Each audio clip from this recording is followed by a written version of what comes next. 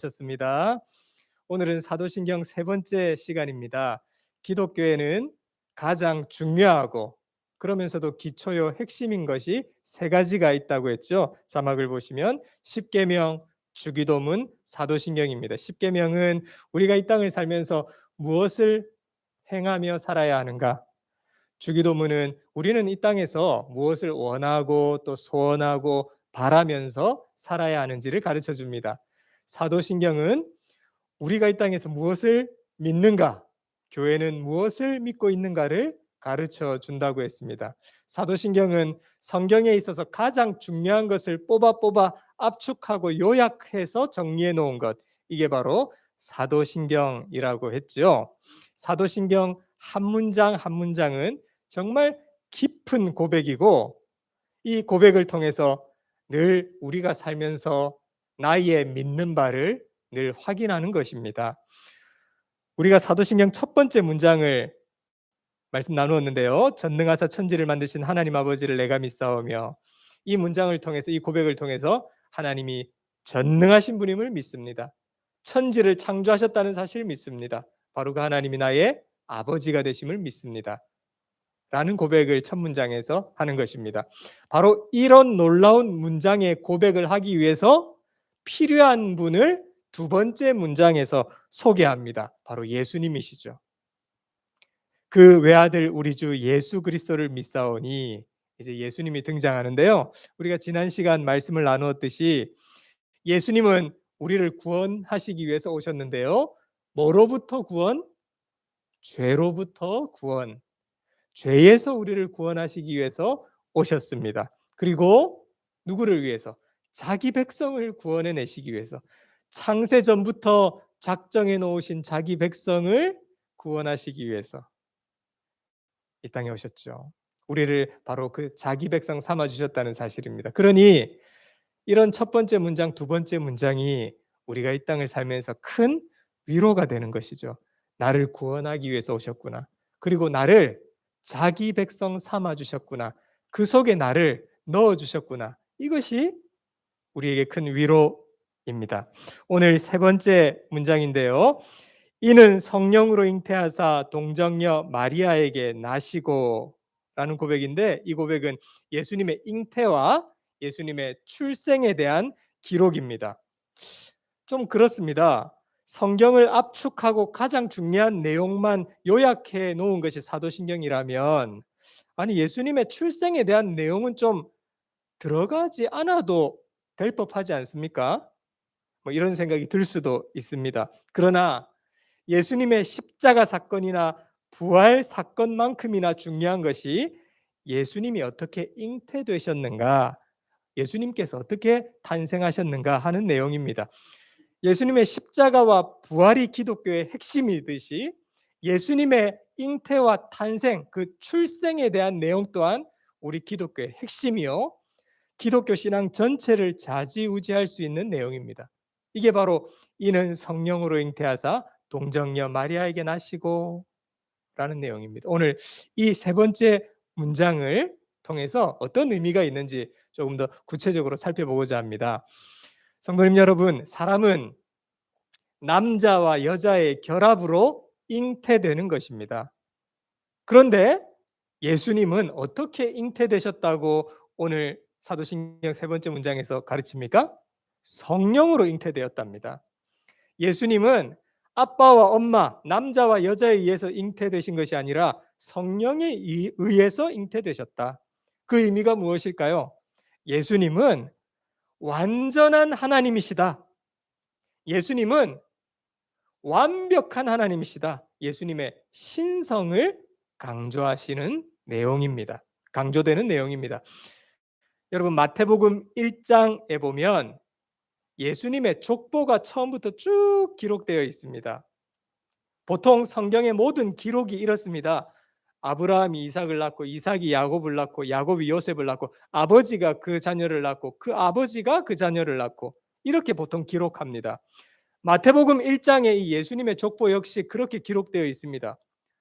아버지가 그 아들을 낳고, 그 아들이 그의 아들을 낳고, 이렇게 쭉 기록해 오다가 마태복음 1장 15절 16절에 와서는 지금까지 써내려오는 그 형식을 완전히 깨트립니다.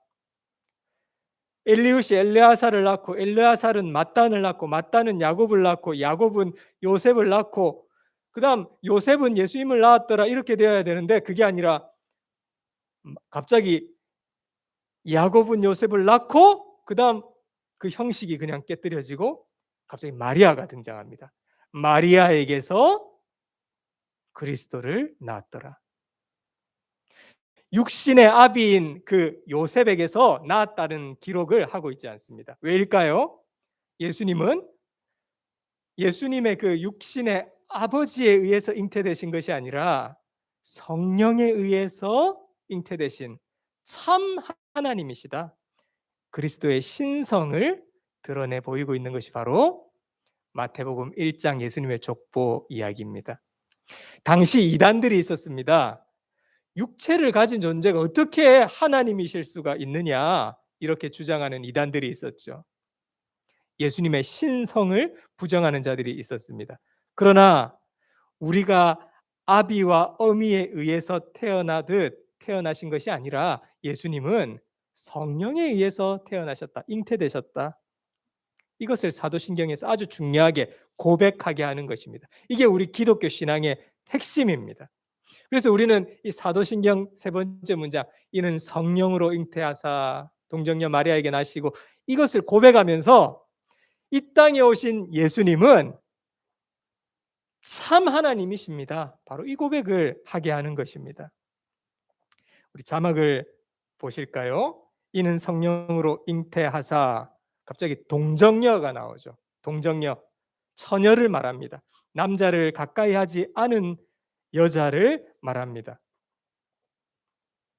성도님 여러분, 왜 동정녀, 처녀라는 단어가 등장할까요? 우리의 죄를 구원하실 구세주이신 예수님은 죄와는 아무 상관이 없는 분이셔야 하기 때문입니다. 죄인이 죄로부터 구원해낼 수 없기 때문입니다.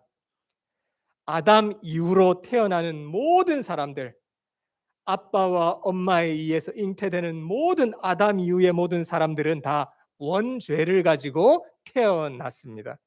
그래서 아버지의 씨를 받아서 태어나는 모든 사람들은 다 태어날 때부터 무엇을 선고받는가 하면 죄 있음이라는 선고를 받고 이 땅에 태어나는 것입니다.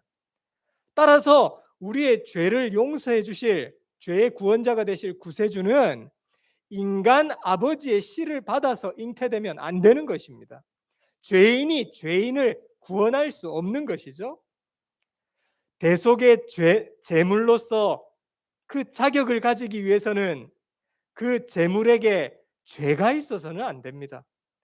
따라서 성도들을 죄에서 구원하러 오시는 메시아이신 예수님은 동정녀에게서 나오셔야 합니다.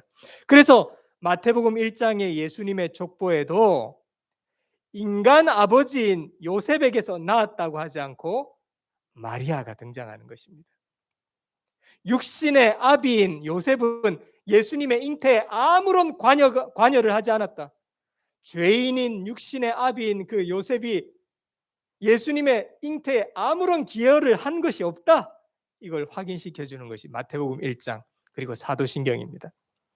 동정녀에게, 이 부분을 통해서 예수님은 하나님이십니다. 그리고 죄와는 무관하신 예수님이십니다. 예수님의 신성을 드러내는 것, 이게 바로 사도신경 세 번째 문장입니다.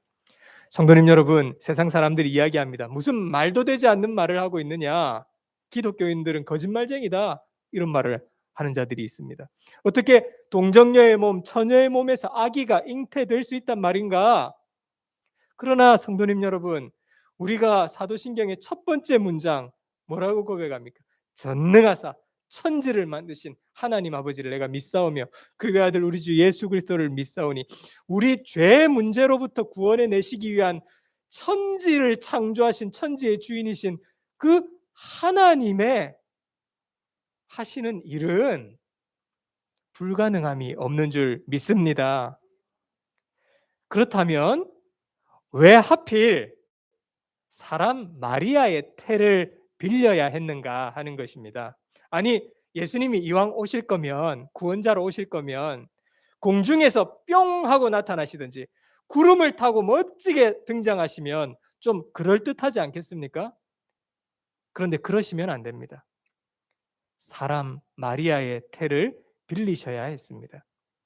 예수님은 완전한 하나님이시면서 완전한 인간이 되셔야만 합니다.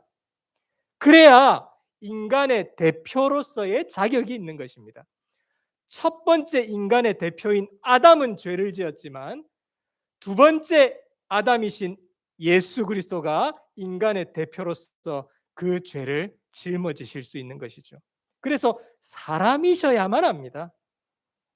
그랬기에 예수님은 완전한 하나님이시면서 예수님은 완전한 인간이 되셨기에 우리처럼 배고프셨고요.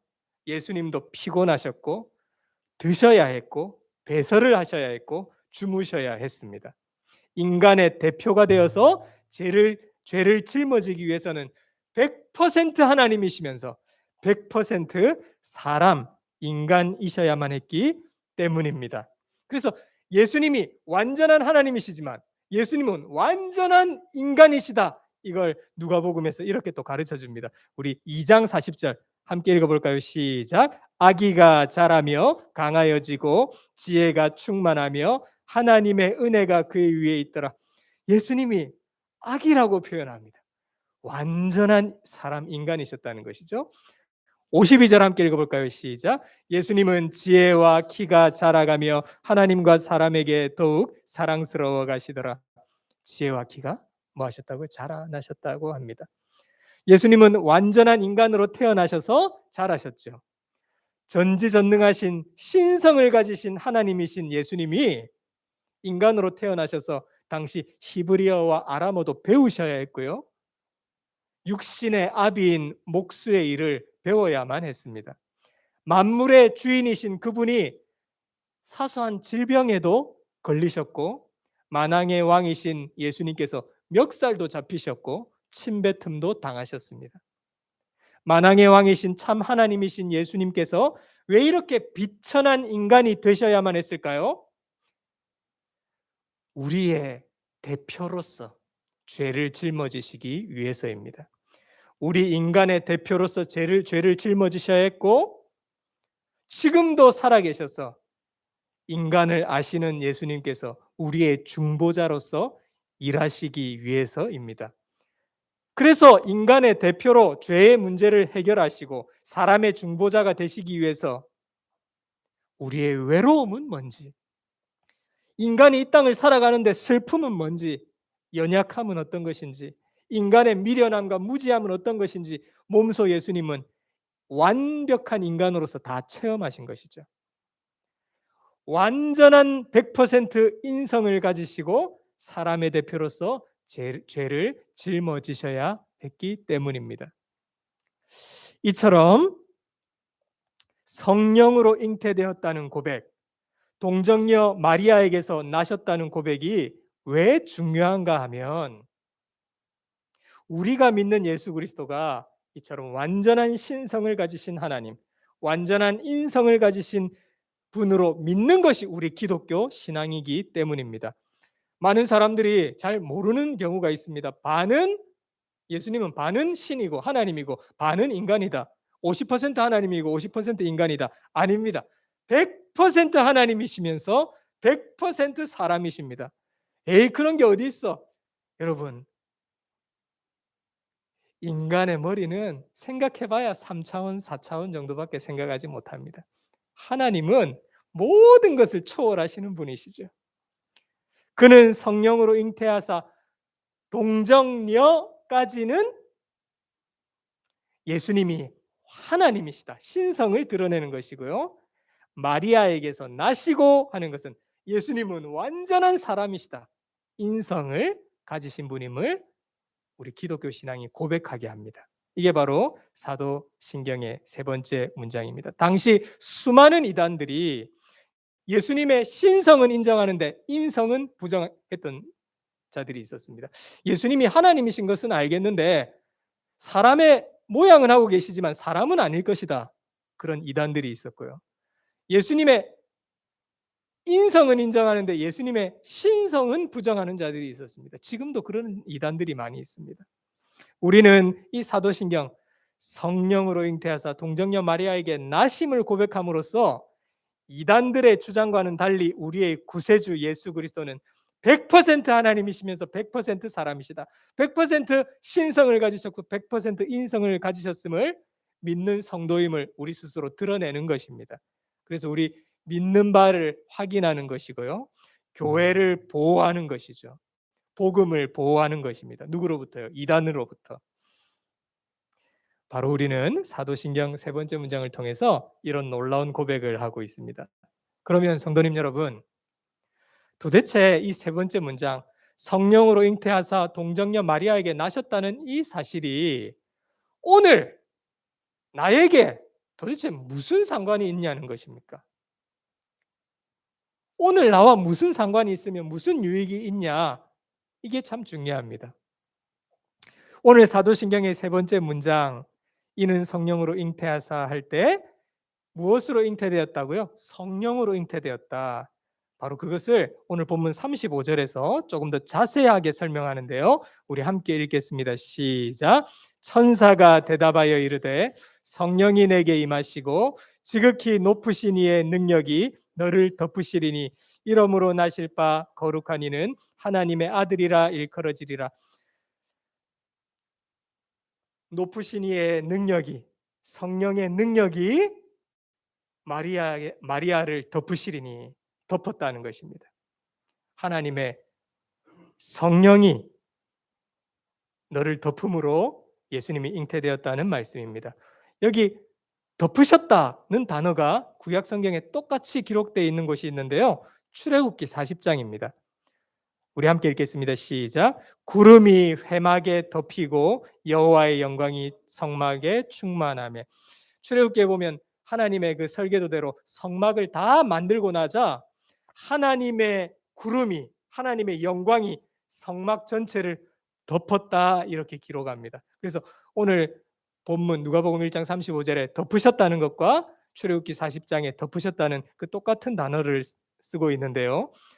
예수님은 이렇게 일반적으로 남자와 여자에 의해서 잉태된 것이 아니라 성령의 덮으심으로 잉태된 완전한 하나님이시라는 거죠. 그래서 사도신경에서 그는 성령으로 잉태하사 동정녀에게 나셨다는 것은 사람의 힘으로 잉태되지 아니하고 오직 성령의 덮으심으로 잉태되신 예수님은 참 하나님이십니다. 바로 이런 고백입니다.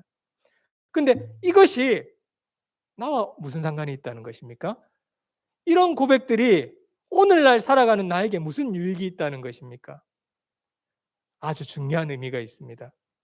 우리가 하나님의 자녀가 되는 길은 사람의 힘과 능력으로 되지 않는다는 것입니다.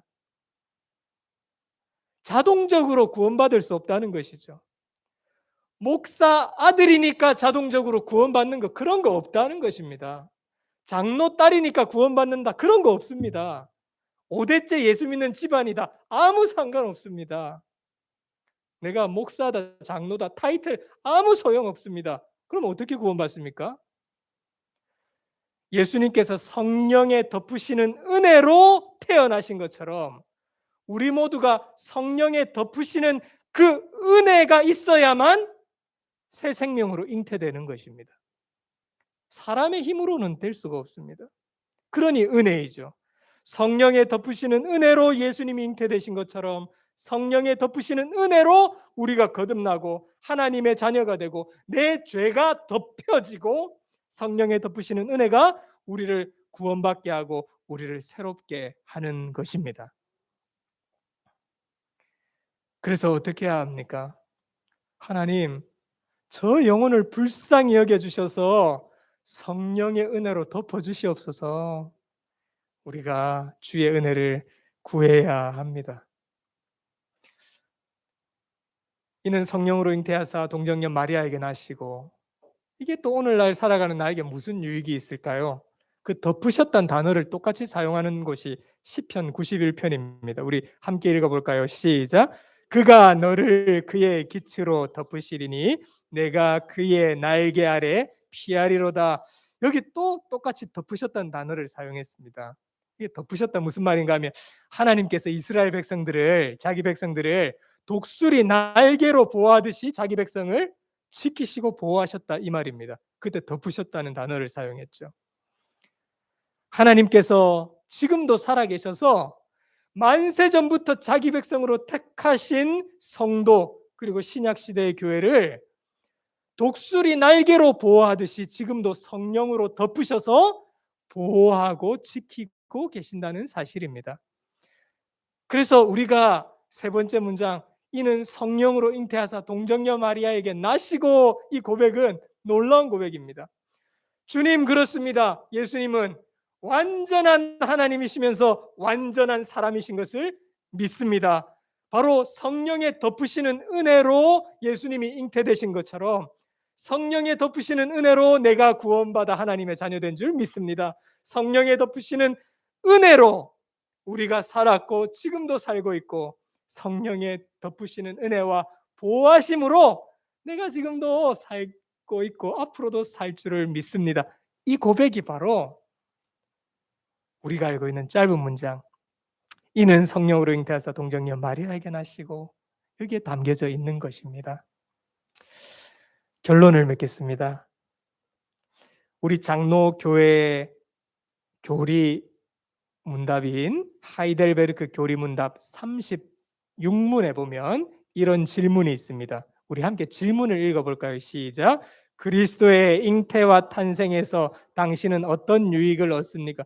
예, 참 중요합니다. 예수님의 잉태와 탄생이 나와 무슨 상관이 있냐는 것입니다. 그런데 굉장히 중요한 의미가 있다는 답을 하고 있습니다. 우리 답을 함께 읽어보겠습니다. 시작. 내가 잉태되고 출생할 때부터 지니고 있는 나의 죄를 그리스도가 하나님 앞에서 그의 죄사함심과 완전한 거룩하심으로 덮어주시는 유익을 얻습니다. 예수님의 탄생 사건이 왜 중요한지 아시겠죠?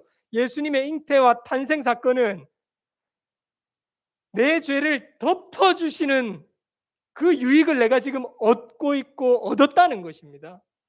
예수님의 잉태와 사건, 탄생 사건이 없이는 내가 그 유익을 얻지 못한다는 것이죠.